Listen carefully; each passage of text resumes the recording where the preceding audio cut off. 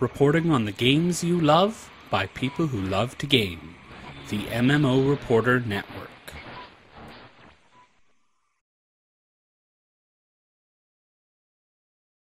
Fire and shock targets with lightning. The hero character is also wielding a sledgehammer, but focusing more on the damage, the DPS aspect of the sledgehammer, rather than the tanking. This group today is now gonna head on in here and see what's going on. Alright, so as I mentioned earlier, the player's been trying to find out why the Drow are invading Kingston. And one of the first enemies we encounter here is one of the Drow. Now, everything in our game is based on real-world legends, myths, or conspiracy theories. In this case, the Drow are actually based on the Norse legend of the Drow. The idea that Viking warriors who drowned at sea come back to haunt their foes. So, whenever you see a Drow in our game, you'll also see that they're usually surrounded by zombies. Now, there's a very good reason for this, and we'll talk about that in a moment. So, we don't have much trash mobs in our dungeon, but we have mini-bosses, and we use these mini-bosses as a tool to teach players important mechanics. In this case, you see the water has electricity in it, and when the player steps into it, she starts taking damage and she's slow. And when we teach players mechanics like this, it's not only true for this isolated incident, it's true for the entire game. And the real world. Don't walk in water with electricity. Alright, so this is one of the female Drow, and I mentioned the connection between female Drow and the zombies before.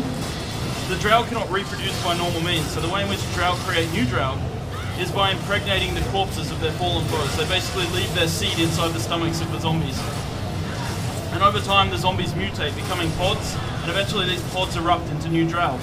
So there are areas of the game where players are actually able to lock down the content by killing females before they can impregnate new zombies to create new Drow troops. So this Drow sorceress, she's fighting with the Drow magic. You see from time to time she's protecting herself in this white barrier that the players can counter with certain abilities. In addition to that, she summons these storm clouds at certain areas in this arena and that the players need to step out from because it deals a lot of damage to them. And that, in addition to the electrified water traces, that we really need to worry about where you're standing in order to survive. Alright, so we just turned a skill point. We'll talk a little bit more about how skill points affect the character progression later. As we move forward now, I'm just going to give you guys a little bit of the background on how we design our levels in this game. So, when we decided to make this area in New England, we actually sent a team of artists to Maine to take some photographic reference of the areas there. And when we create these levels, we're really thinking about trying to create a place that you could visit in the real world. So we really tried to capture the verticality of this rocky coastline in these areas. So this is another example of how we teach players mechanics. This is a Drow pod. When the player is standing close to it for too long, it starts to pulsate and eventually erupt, and knocking the players back and dealing damage. But if the players are quick enough to take them down, to kill them off, before they get to explode, they should be safe. Alright. Good job. So, thus far we've been showing you sort of the entrance area to the dungeon, but now you're going to get a bit more of a visual look at the scope of the area. Alright, so this is the wreckage of the cargo ship known as Polaris. Polaris went missing on the Atlantic Ocean in 2007, and you can see that the Drow have actually crashed this ship into the island, and they've been slowly over time converting the area into their base of operations from which they're invading Kingsman. Now this is playing on the legend of the ghost ship.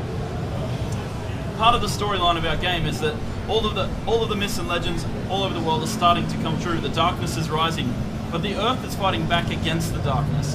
And one of the ways in which the Earth fights back against the darkness is by providing players access to these animal wells. So when a player is close to an animal well, he can open the skill wheel. And this is the skill wheel.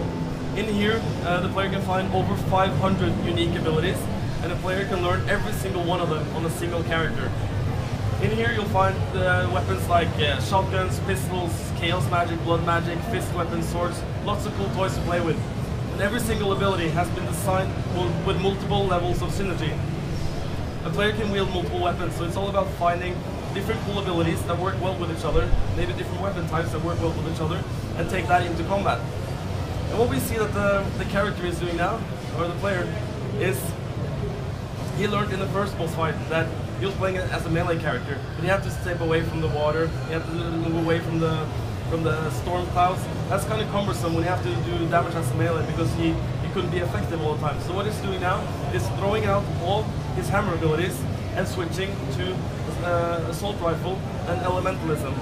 And this is an important part of the secret world. You're not locked down to a class or a role. You can switch on the fly like that. And now he's pure ranged DPS character. Alright, so you remember the tactical map that we picked up right at the start? This is now the player's in-game map. And from there they're able to access the information the Orochi group have provided them with. Now we're going to jump ahead to the high biological material concentration. We're cheating a little bit to speed up the demo, of course. And we're going to jump ahead now and see what this is all about, this area.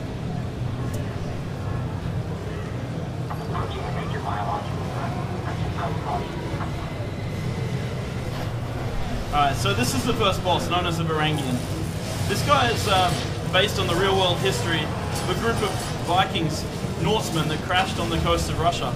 Ended up becoming mercenaries that fought in the wars in that area. And they gained a reputation for fierceness and brutality. And Martin's going to talk a little bit about how this guy is fierce and brutal. Yeah, this is the first dungeon in the secret world, and this is the first boss fight.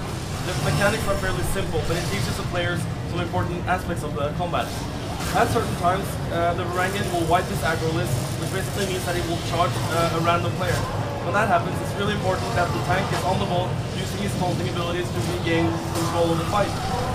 As we mentioned in the beginning as well, the Drow control the zombies, and at certain points, the Varangian will submerge himself in the water and spawn zombies. When that happens, it's important that the team kills off the zombies as quickly as possible before he reappears to maintain that level of control.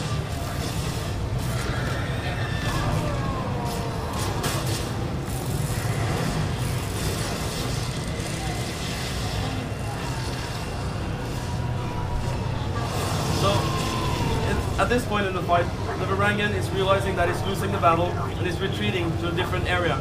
He's throwing zombies in the way to slow the players down, but it's important that they just push on and see where it's going. And as we come around the corner here, you can see that the Varangian has actually created a nest for himself from the containers from the cargo ship. He's created this little area, and within that area he regenerates his health, but he's also electrified the water. So the mechanic from the first mini-boss encounter now comes back into play, but with a twist. He now has a trick up his sleeve with his claw. He can now put electricity on some of the containers that you'll see as the fight progresses now. See here, it's gonna start. Oh no, I didn't. Yeah. You can put electricity on the containers, so it's all about taking what you learned in previous fight and adapting to that, reading your surroundings while still trying to take this guy down. He also has a few knockback abilities to knock players into the electrified water. Alright, so thus far in the demonstration we've seen a lot of the fighting in the game. Now I want to talk a little bit about the puzzle solving and the thinking that we're asking players to do in the secret world. Because we're trying to really take this crossover between the secret world and the real world and make it a part of the gameplay mechanics in the game. So, as the guys mentioned in the cutscene, this ship was transporting some cargo for their corporation. The player finds this glowing green crate and it's locked with a code. Now we ask players to think outside the box, in this case quite literally the outside of the box. This contains a shipping container number. Now you can log into the Orochi.net website and search for the Polaris shipping manifest. And on the Polaris shipping manifest you can find the actual number of this shipping container, and within that you'll find the information necessary to unlock the crate in the game. Simple stuff, simple puzzles. So in this way we're asking players to really sort of carry the game with them when they're not playing as well, to think about this outside of the game and to solve puzzles, which we think is a good thing for the community of an MMO, to work together to solve puzzles. Alright, so we're going to jump ahead now. We're heading towards the source of this psychic signature, which the Orochi have picked up with their instrumentation. And here we are in the shadow of the Polaris itself, and you can see this huge tentacle. The Polaris is slowly being converted into an into a Drow area. And as we move forward, we're going to be fighting some more zombies. These zombies are actually the original crew of the Polaris.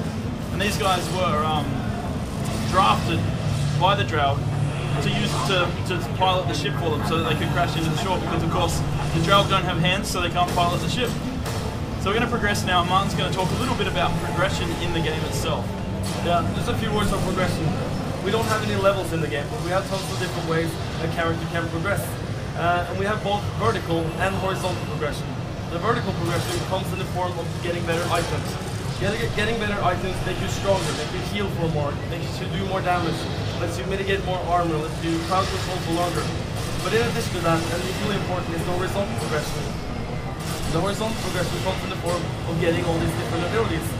This is comparable to collectible card game mechanic like Magic the Gathering, where the person who owns every single Magic card in the whole wide world isn't necessarily the best player, but he has the most options. In our case, that means that a player who has all the abilities has more options of creating cool combinations of powers, and he has also more options when it comes to like counter the flavor of the week, flavor of the month build. And this is what the Secret World is all about. You are presented with a challenge, and it's up to you how you want to overcome that challenge.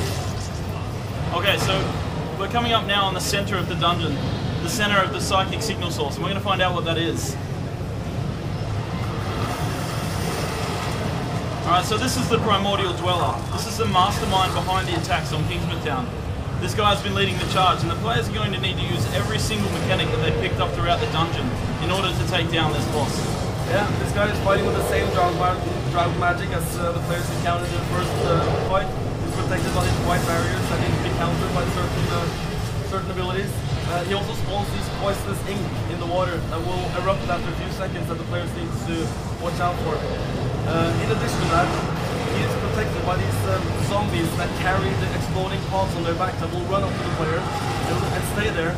So unless they are crowd controlled, kept away from the group, or killed, they will blow up and knocking the players back. In addition to that, he spawns these small variations of himself called the octopods that spawn in packs of 3 and 4 that will just keep harassing the players until they are either killed or crowd controlled away from the group. So it's all about taking all the knowledge that you learned previously in the dungeon and taking it into one big fight. Alright, so the boss has now been taken down. The Primordial Dweller is dead. Well done, guys. And we're going to be able to head back now, take the helicopter back to civilization for a bit of R&R, if you will.